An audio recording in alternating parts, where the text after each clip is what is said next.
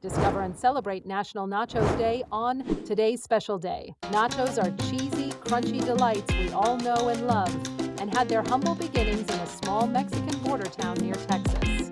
They were created by resourceful chef known as Nacho.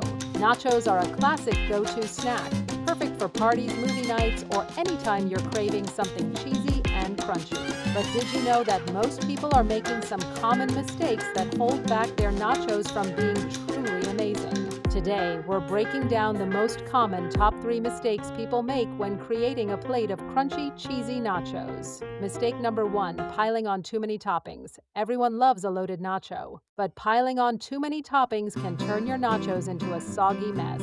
Solution? Try layering. Start with a base layer of chips, add some toppings, then another layer of chips, and repeat. This way, every chip gets some love.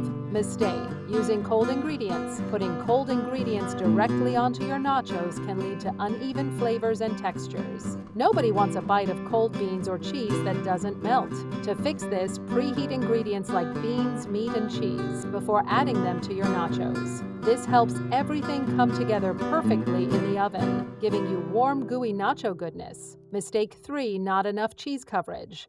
Let's be real, cheese is the heart of any great nacho plate. Use a combination of shredded and melted cheese, spreading it evenly across each layer. Now that you know these simple fixes, ready to make nachos that will impress everyone. Stay tuned for tomorrow's special day on today's special day. You won't want to miss it.